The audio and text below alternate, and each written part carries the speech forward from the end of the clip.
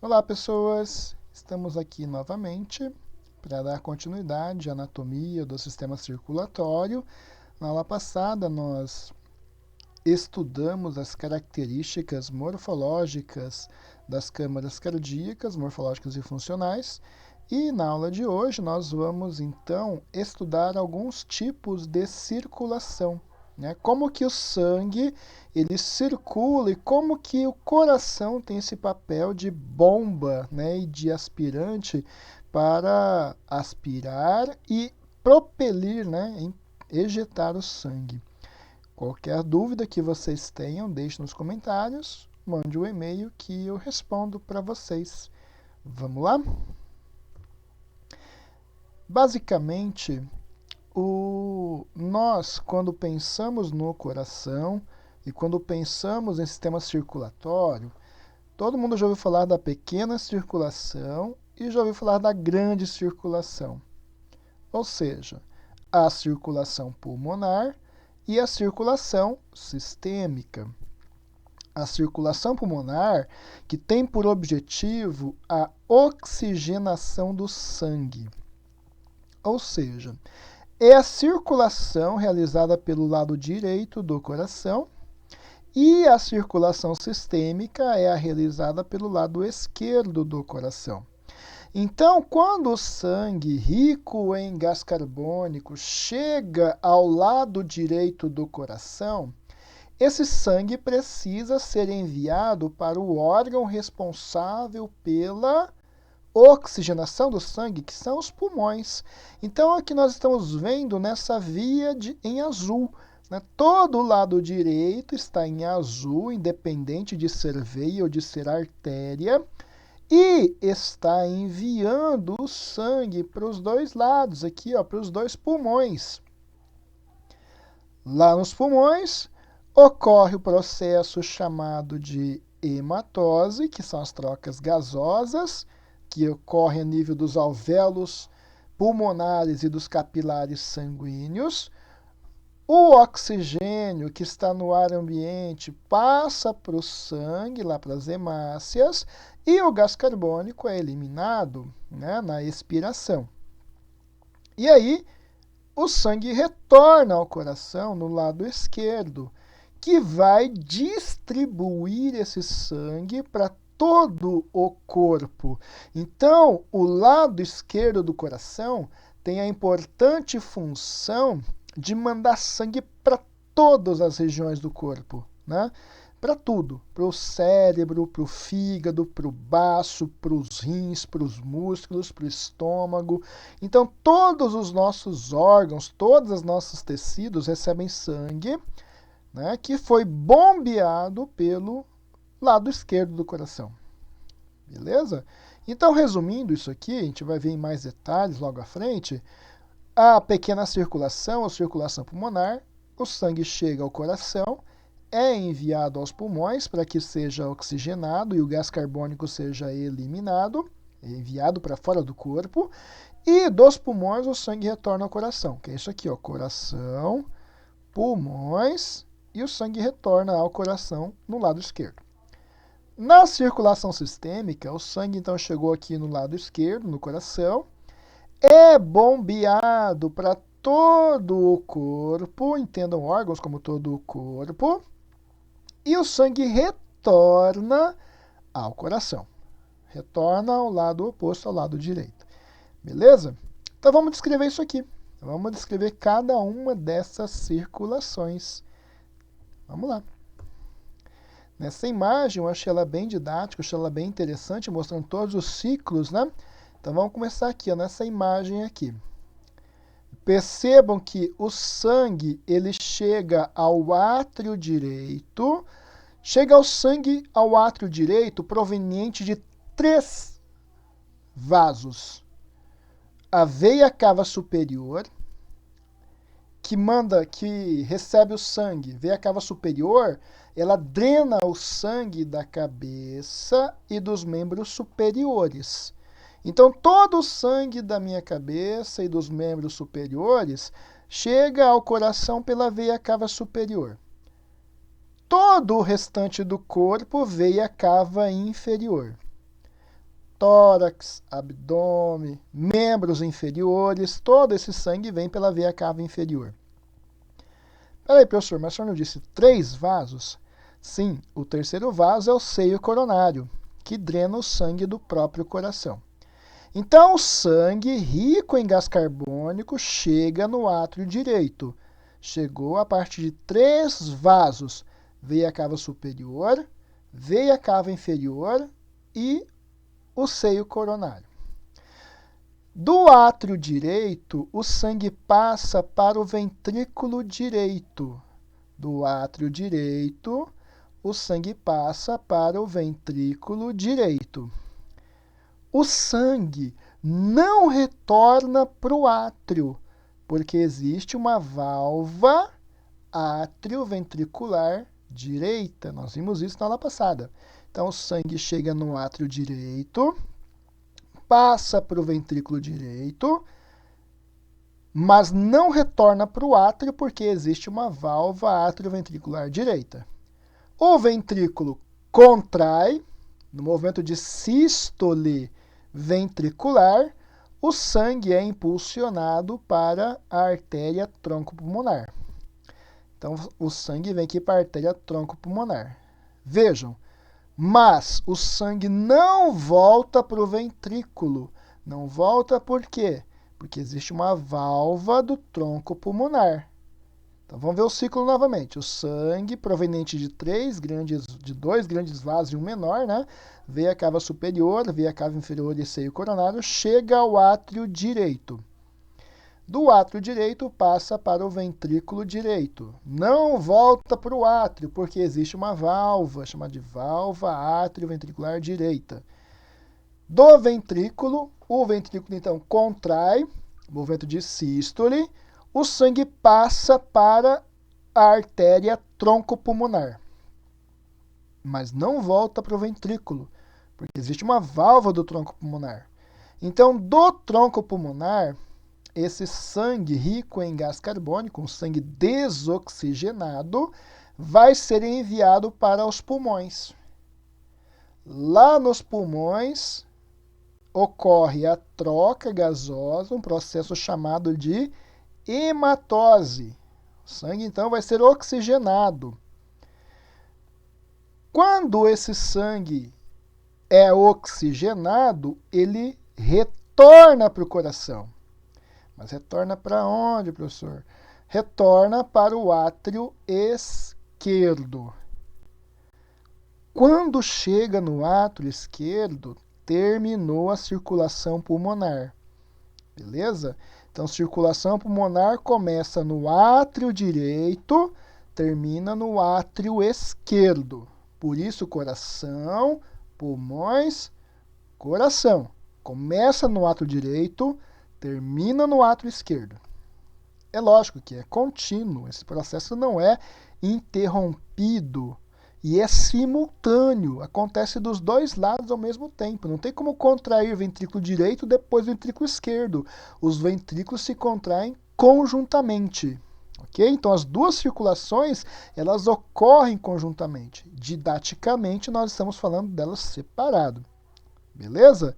Então, a circulação pulmonar começou no átrio direito, terminou no átrio esquerdo.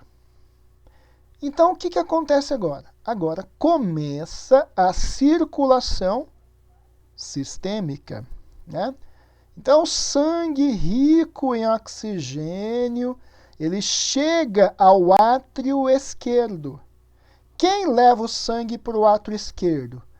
4 veias pulmonares, 2 veias pulmonares direitas e 2 veias pulmonares esquerdas. Só essas, professor? Só essas.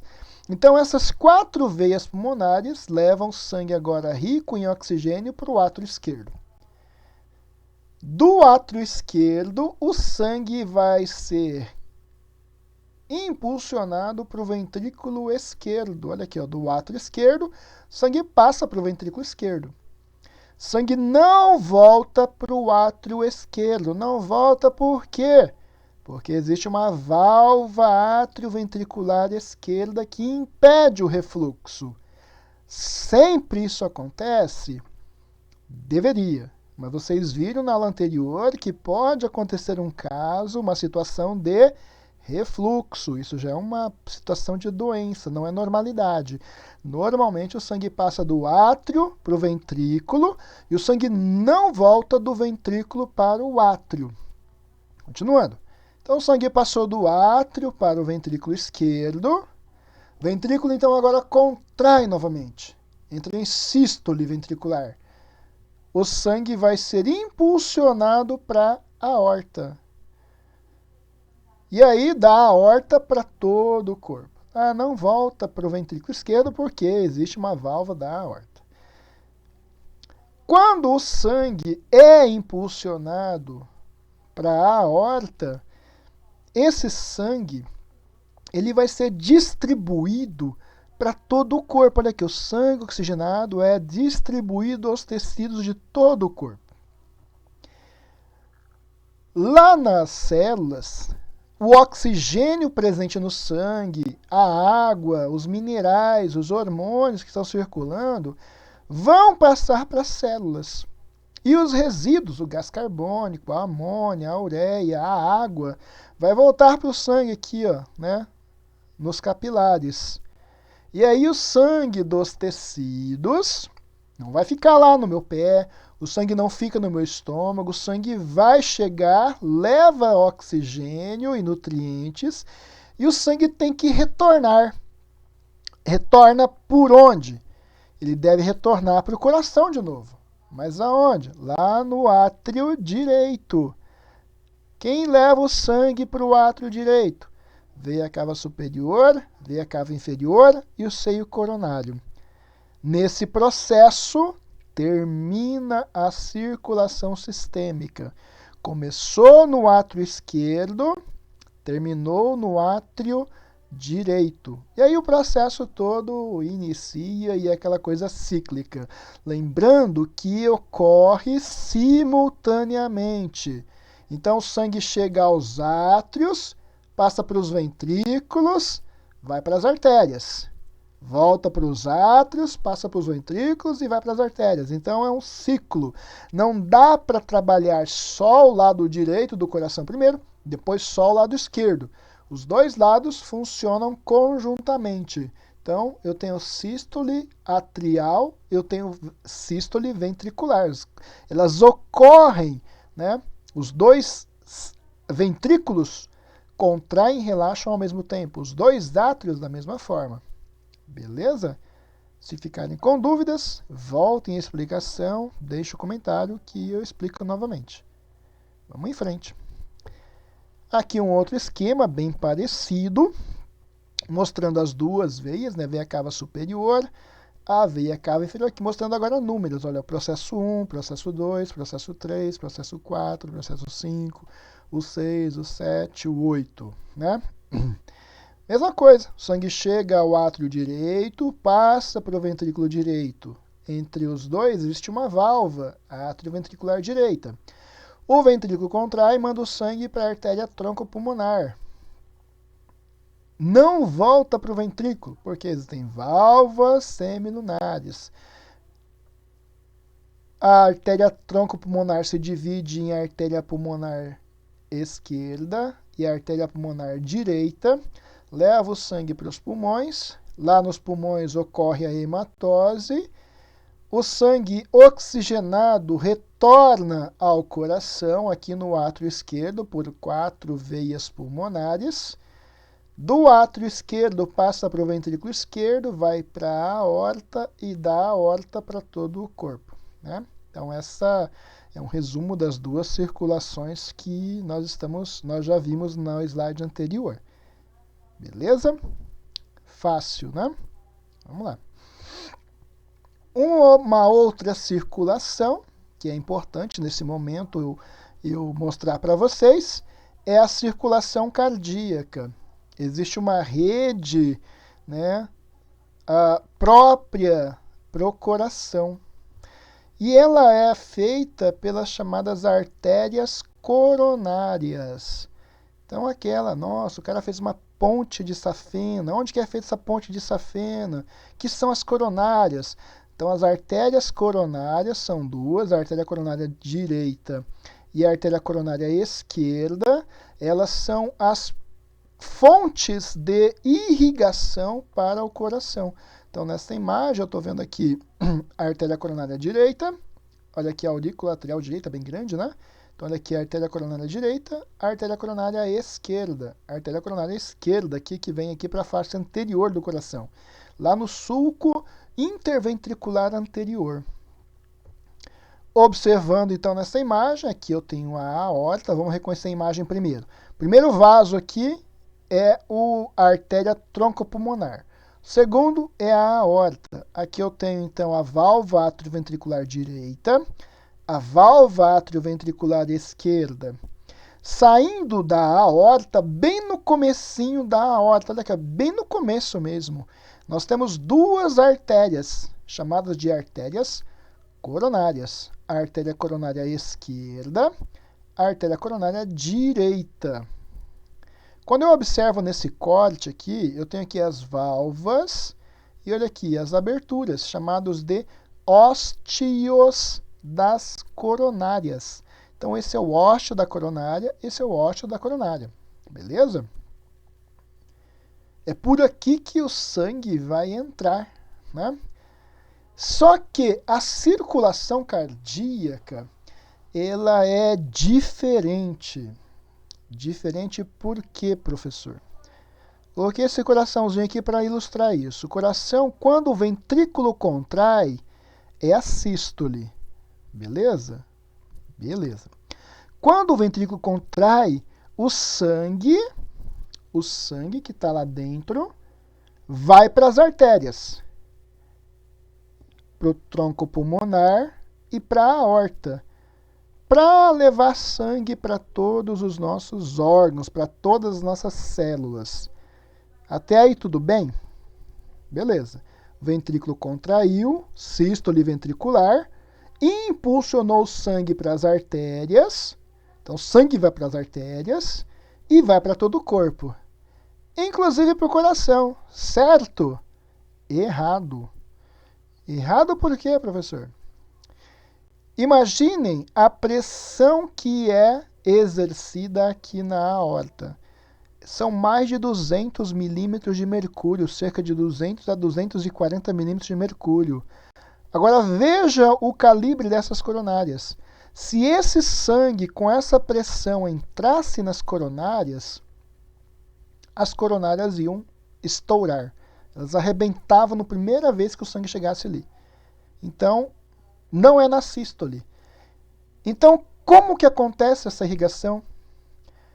Quando o ventrículo contrai, o sangue está passando por aqui. Essas válvulas, elas fecham. Elas tampam esse buraquinho aqui, esse ósteo.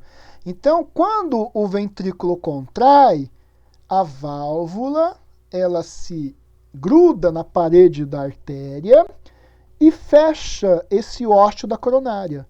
Então, o sangue não entra ali.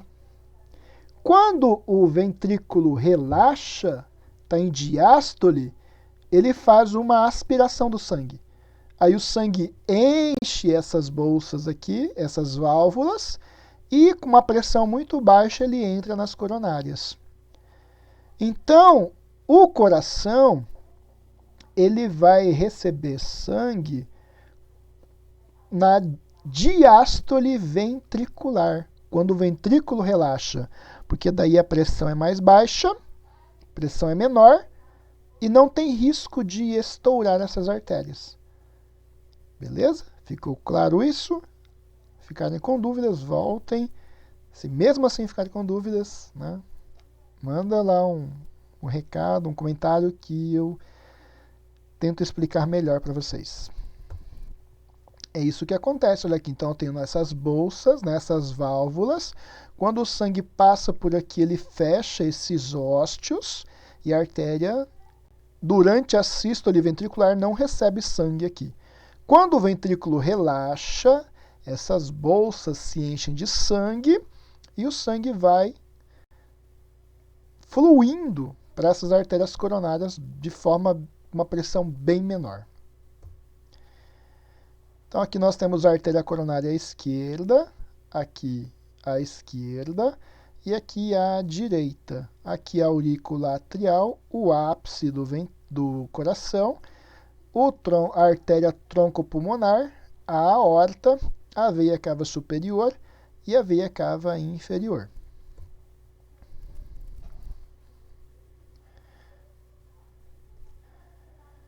Quando ocorre um problema nesse processo todo, o coração ele pode, na verdade as coronárias, elas podem serem preenchidas por gordura, né? Então ficarem entupidas, literalmente. Quando isso ocorre, é indicado que seja feito um cateterismo cardíaco. Então o acesso é pela artéria femoral.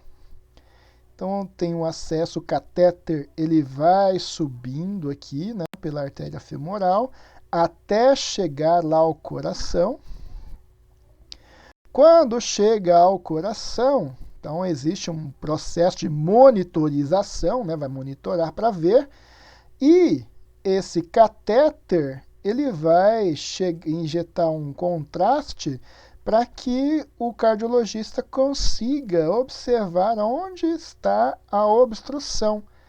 Então, ele vai observar aqui numa imagem, então, olha aqui o catéter, olha aqui o coração contraindo, olha aqui a artéria, e ele observa um ponto de obstrução aqui, ó. Tá vendo que aqui tem uma obstrução? Nesse local existe, então, a formação de uma placa de ateroma ou de um trombo mesmo, de um coágulo ali, né? Aqui, ó. Então, existe um estreitamento à passagem do sangue, uma redução na vascularização. Então, nesse catéter, existe uma malha chamada de stent, que é insuflada e permite a revascularização. Então, nesse processo, né, é menos invasivo e o coração ele volta a receber, né, a sua vascularização de forma normal. Beleza? Pode romper? Pode romper, né?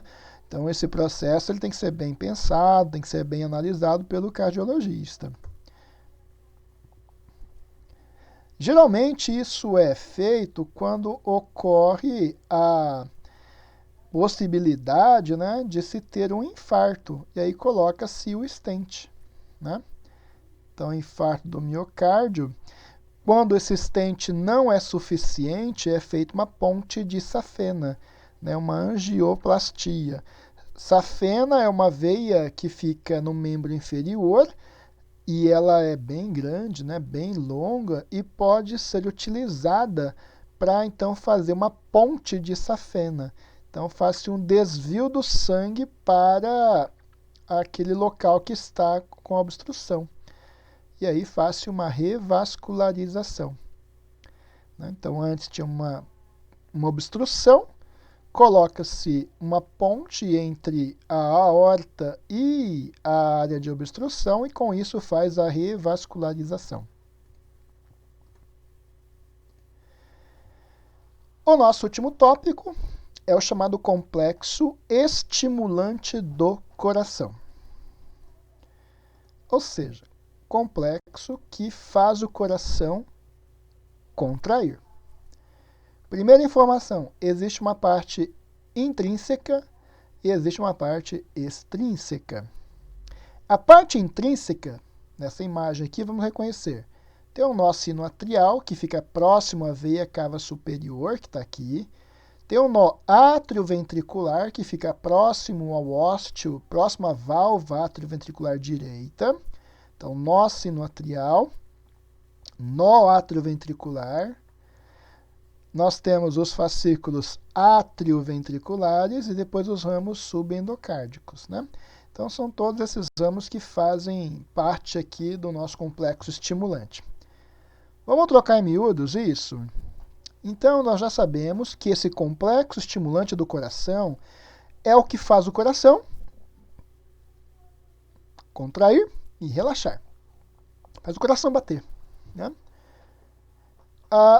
O que é esse nó sinoatrial?